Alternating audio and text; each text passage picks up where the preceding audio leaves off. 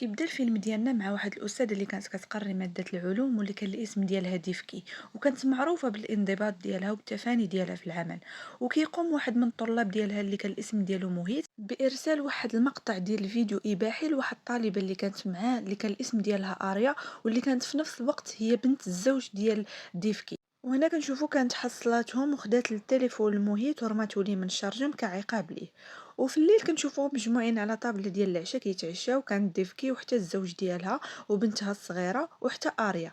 وهنا آريا طلبت من باها بأنها تحضر واحد الحفلة اللي كيكونوا دايرينها مجموعة ديال الطلاب اللي كيقراو معاها في نفس المدرسة بمناسبة عيد الحب، ولكن هنا باها كيرفض وكيقول لها بأنه خايف عليها وبأنها باقا صغيرة على الحفلات، وكيقول لها حتى نتشاور مع ديفكي. ولكن هي كتعصب وكتقلق وما كترضاش يقولها بحال هكا قدام ديفكي اللي بالنسبه لها هي غير زوجة الاب ديالها، ما عندها حتى شي علاقه بحياتها. وهنايا كنشوفوها ناضت من الطابله، من وراها كتبعها ديفكي للغرفه ديالها وكتجيب ليها العشاء لانها ما تعشات ما حتى شي حاجه، وكتحاول تراضيها وكتحاول تحسن العلاقه بيناتهم. وقالت لها بانها غتحاول تقنع باها باش يخليها تمشي لهاد الحفله، وبانهم ماشي ما باغيناش تمشي ولكن غير خايفين عليها. وفي الصباح كنشوفوا اري خرجت كتوادع مع باها لانه كانت عنده واحد السفره خارج البلد، فكاعيه وطالع عليها الدم وحاول يفرحها وقال لها بانني انا موافق بانك تمشي لهاد الحفله. وفعلا كنشوفوا اري بدات كتوجد وكتجهز وقادات راسها ومشات خرجت للحفله هي وواحد جوج اصدقاء ديالها. وهنايا كنشوفوها وصلت الحفله وكتحتفل مع الاصدقاء ديالها وناشطه وكتضحك، وحتى فجأة كانت كتشطح وتم جاي عندها مهيت نفس الشخص اللي صيفط لها داك المقطع الإباحي. وهنا قمعاتو وما بغاش تهضر معاه، مشى هو معصب برك مع ولد عمو، بقى كيعاود ليه وكيشكي ليه، قال لي بانها رفضاتني وما بغاتنيش.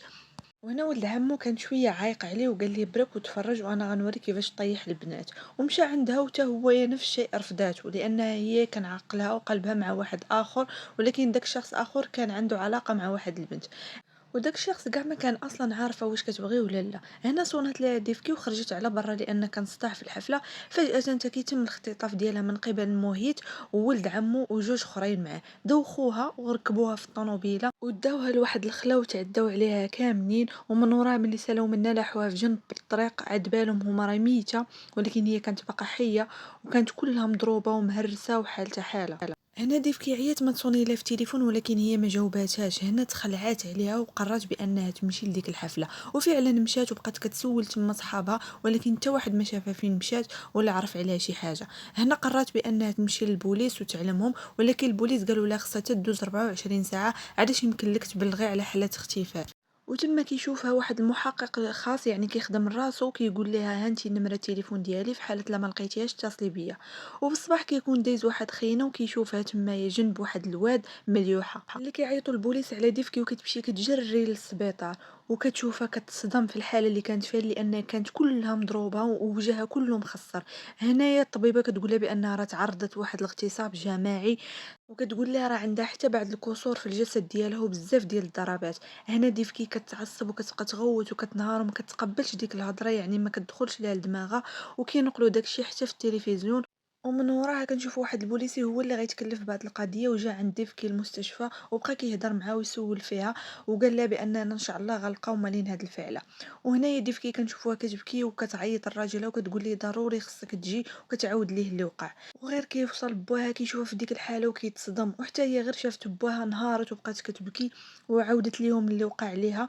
وغير وصلوا البوليس عندها استوجبوها قالت لهم شكون موالي الفعله، وحتى صاحبتها اللي مشات معاها الحفله حتى هي استجوبوها وقالت لهم الموقف اللي طرا بينها وبين موهيت. وهنايا داك البوليسي مشى شدهم كاملين بربعه واحد بواحد كلهم جابهم.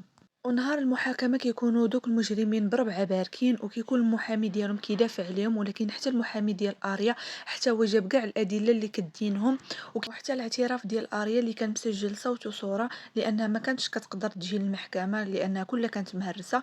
وفجأة كينقلب داكشي كامل وكيتعكس وكتكون المحاكمة غادا مزيان حتى كتنقلب.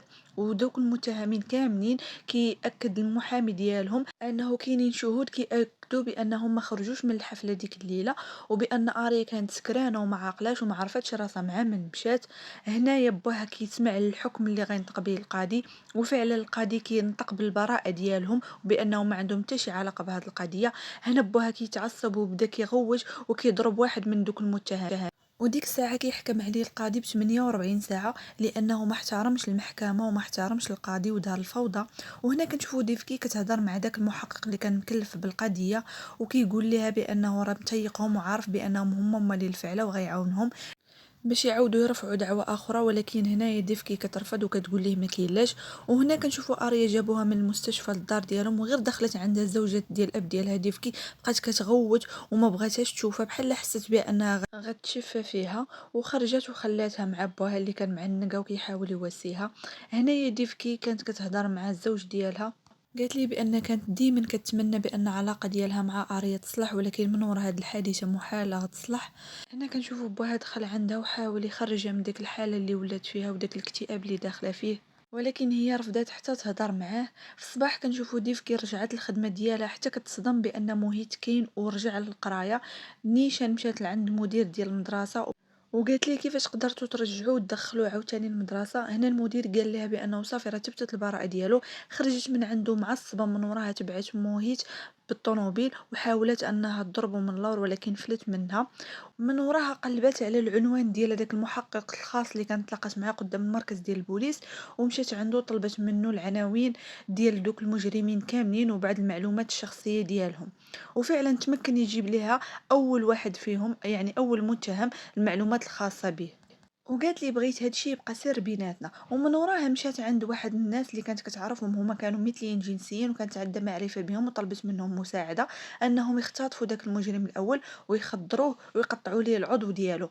وفي الصباح كيمشي داك المجرم للدار ديالو، كيدخل الحمام وغير كيشوف العضو ديالو مقطوع، هنا بالخلعه كيسخف وكيطيح وكيضرب راسو مع واحد الروبيني كاين تما، وكيبقى ينزف حتى كيموت.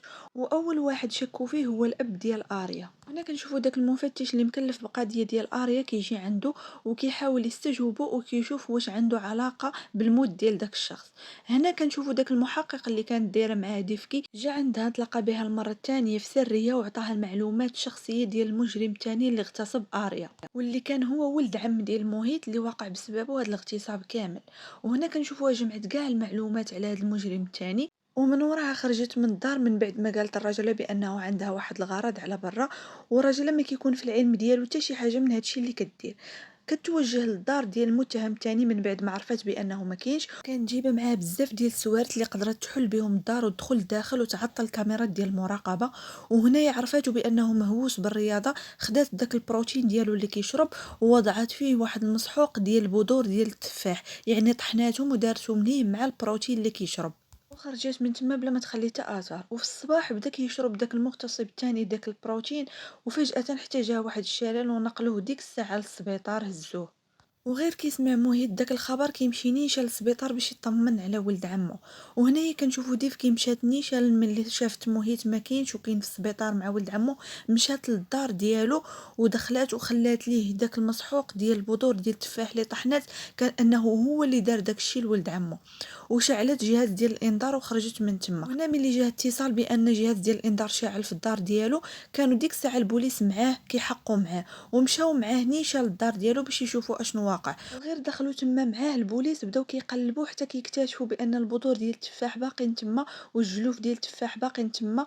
وهادشي كامل دارتو ديفكي باش البوليس يقولوا بانه هو اللي بغى يقتل ولد عمو. وهنايا فجاه داك البوليسي ملي كان كيقلب حتى كيلقى واحد النظارات كاينين تما. هنا بقى كيتذكر وكيفكر فين شايفهم ووعد من كانوا هاد النظارات. وهنا تذكر بانه شايف نفس هاد النظارات عند ديفكي. من وراها مشى عندها للمدرسه فين كانت كتقري وبقى واقف معاها وكيهضر هو وياها، وبغى يبين ليها بانه راه عايق بها وشاك فيها بان هي اللي من ورا هادشي كامل. وقال لها بان داك المجرم الرابع اللي باقي ليها ما قتلاتوش بانه راه مجرم خطير وما غاديش تقدر عليه. وجبد ليها دوك النظارات عطاهم ليها، ولكن فجاه هي عتقت راسها وجبدت ليه نفس دوك النظارات اللي شاد في يده، وقالت ليه بانه ماشي ديالها وهما ديالها عندها. اما اريا فكانت حالتها صعيبه بزاف وكانت مازال منغالقه على راسها وداخله في اكتئاب وعيات. ديف كيتحاول معاها ولكن والو. وفي الصباح مشات عند ولد عم ديال محيط المستشفى وبقات كتهضر معاه وقالت لي بان هي اللي دارت لي هادشي كامل وهي اللي وصلته هاد الحاله.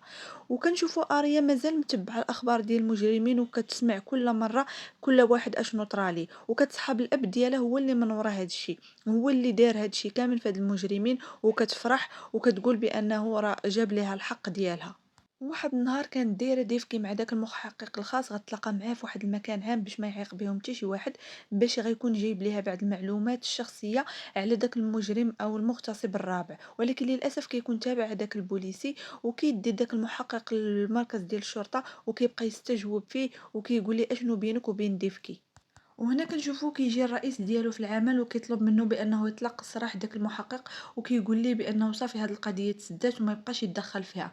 من وراها في بلاصه اخرى كنشوفو داك المغتصب الرابع كيمشي عند موهيت الحبس وكيهضر هو وياه وكيقول ليه موهيت بانه ما دارش هداك الشيء لولد عمو، وبان كاين شي واحد هو اللي متقصدهم وباغي يدير فيهم هاد الشيء كامل. وديك الساعه كيمشي عند تشارلي للسبيطار وكيحاول يخرج منه الهضره، وبصعوبه كيقول لي تشارلي بان مرت باها هي اللي دارت فيا هاد الشيء. وداك المجرم كان ذكي وخطير وعرف بان داك المحقق راه مقابلو وتابعو وكيتعقب الاثار ديالو. هنا نيشان مشى عنده فين كاين المكتب ديالو وهجم عليه وبقى كيحاول انه يستجوبه، ولكن ما قال لي داك المحقق والو وما اعترف ليه بحتى شي حاجه. وهنا داك المجرم قتل داك المحقق نيشان بلا تردد، ومن وراها مسح كاع الكاميرات ديال المراقبه اللي كاينين تما وخلاه غارق في دمايات اخرى. في بلاصه اخرى كنشوفوا ديفكي وراجلها واريا مشاو لمدينه اخرى باش يحاولوا انهم يخفوا على اريا وتبدل الجو. وهنايا كنشوفوا ان البوليس اكتشفوا الجثه ديال داك المحقق الخاص، وكيجيو كيبقاو يبحثوا في المكان وكيقلبوا على شي ادله، حتى داك البوليسي كيكتشف واحد الكاميرا كان داير هذاك المحقق في النظارات اللي كان داير، وكيتفرج في داك التسجيل ديال الكاميرا وكيكتشف بان داك المجرم او المغتصب الرابع هو اللي قتله، وكيكتشف حتى المحادثات واللقاءات اللي كان كيدير داك المحقق مع ديفكي.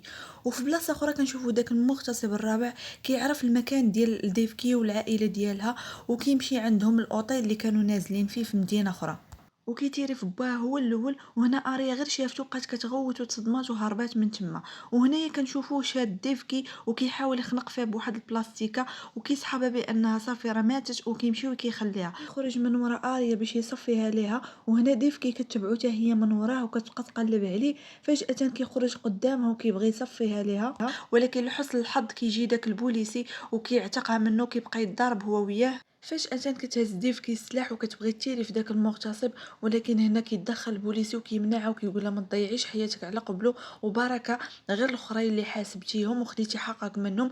هنا اريا كتكون واقفه مورا واحد الشجره وكتسمع كل شيء وكتعرف بان هي اللي انتقمت لها وجابت لها حقها. هنا كتكون اريا اول مره غتقول ديفكي ماما وغتعيط لها، وديفكي غير سمعت ديك كلمه ماما وهي تيري في داك المجرم وقتلاته. ومن وراها كيمشي داك البوليسي وكيخليهم. وهنا لاول مره اريا كتعنق ديفكي وكتطلب منها السماح على كاع داكشي اللي كانت كدير لها قبل، وكتقول لها بانها كتبغيها. وحتى ديفكي نفس الشيء عنقاتها وقالت لها انا كنبغيه، وقالت لها بانك راك بنتي ماشي بنت الزوج ديالي. وهنا كنكون وصلنا لنهايه الفيلم من بعد ما ديفكي جابت الحق ديال اريا وانتقمت من داك المغتصبين بربعه.